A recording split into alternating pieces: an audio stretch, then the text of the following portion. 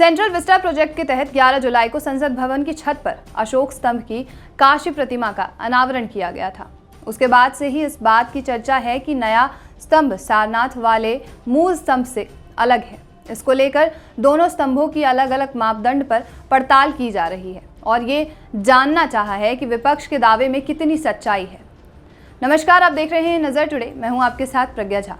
सम्राट अशोक ने करीब 250 ईसा पूर्व में सारनाथ में मूल अशोक स्तंभ बनवाया था। ये चुनार के बलुआ पत्थर को काट कर बनवाया गया है। ये एकास्म यानी कि एक ही पत्थर से तराश कर बनवाया गया था।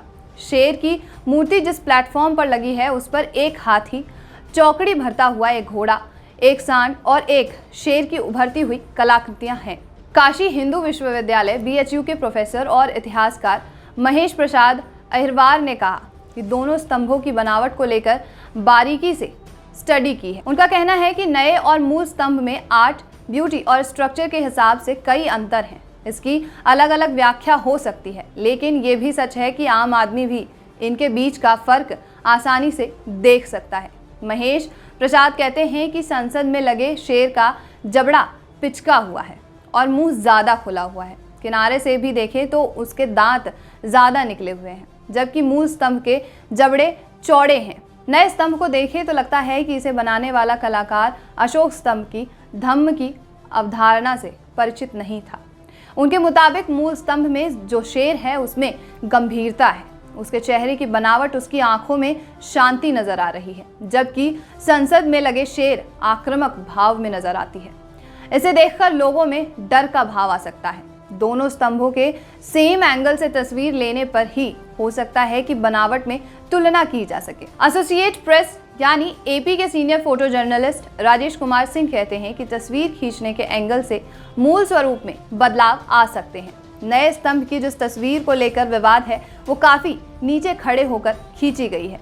असली रूप तभी नजर आएगा जब इस स्तंभ में बने शेर की ऊंचाई के बीच भाग के हाइट पर खड़े होकर तस्वीर खींची जाए। सारनाथ के स्तंभ से इसकी तुलना करते समय भी दोनों स्तंभों को समान ऊंचाई से देखना चाहिए। एक तर्क ये भी है कि 300 ईसा पूर्व की कलाकृति अगर 2022 में बनाई जाएगी तो अंतर जरूर होगा। BHU के विजुअल आर्ट डिपार्टमेंट के प्रोफेसर डॉक्टर शांति स्वरूप सिन्हा कहते हैं कि अगर हम इसे भगवान बुद्ध के प्रतीक की जगह राज सत्ता के प्रतीक के रूप में देखें तो निश्चित रूप से कई सारी चीजें हमें अलग नजर आ सकती हैं। सारनाथ के शेर के मुंह भी खुले हुए हैं और उनके दांत भी नजर आ रहे हैं, लेकिन हम इस पूरी प्रतिमा को देखते हैं तो ये सहज नजर आती है। 300 ईसा पूर्व की कलाकृति अगर 2022 में बनती है तो उसमें अंतर होना स्वाभाविक सी बात है, जो नए स्तंभ में दिख भी रहा है। 30 साल से ज़्यादा समय से कलाकृतियों का निर्माण कर रहे सुनील कहते हैं ये प्रतिमा मूल प्रतिमा के रिप्लिका है।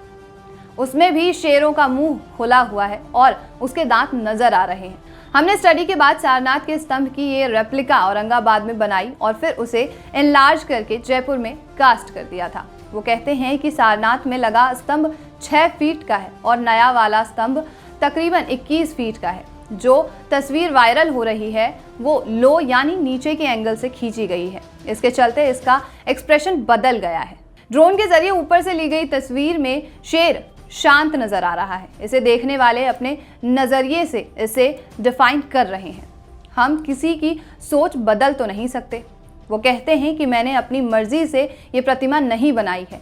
सैकड़ों लोग और दर्जनों डिपार्टमेंट के अप्रूवल के बाद इस कलाकृति को संसद भवन में स्थापित किया गया था।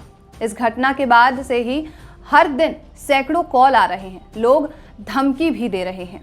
लक्ष्मण व्यास कहते हैं कि हर दिन 600 से ज़्यादा फ़ोन आ रहे हैं। सोशल मीडिया पर लोग ट्रोल कर रहे हैं। इन चीज़ों से परेशानियां बढ़ रही हैं। कंट्रोवर्सी से मन दुखी हो रहा है। चैनल के डिबेट में लोग धमकी भरे लहजे में बात करते हैं।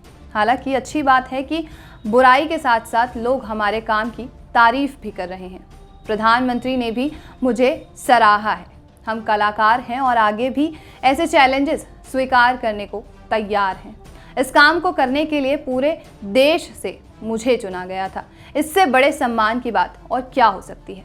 कहा जा रहा है कि 3D तकनीक का इस्तेमाल करके हूबहू वैसा ही स्तंभ बनाया जा सकता था। मेटल कास्टिंग के एक्सपर्ट और मुंबई स्थित JJ स्कूल ऑफ आर्ट से जुड़े भूषण वैद ने बताया है कि किसी भी प्रतिमा की रेप्लिका बनाने का एक स्पेसिफिक तरीका होता है। पत्थर की प्रतिमा को मेटल रेप्लिका में हम करीबन 99% तक हूबहू कॉपी कर सकते हैं, लेकिन नए अशोक स्तंभ को अपने हिसाब से इम्प्रोवाइज करने की कोशिश की जा रही है। इसमें आर्टिस्ट ने ऑब्जेक्ट का प्लेसमेंट सही जगह किया है, लेकिन उसे बनाया अपने ढंग से है। ये सारनाथ की प्रतिमा का 20% कॉपी भी नहीं है। मौजूदा समय में 3D तकनीक का इस्तेमाल करके इसे पूरी तरीके से कॉपी किया जा सकता था, लेकिन इसमें उसका भी इस्तेमाल नहीं हुआ।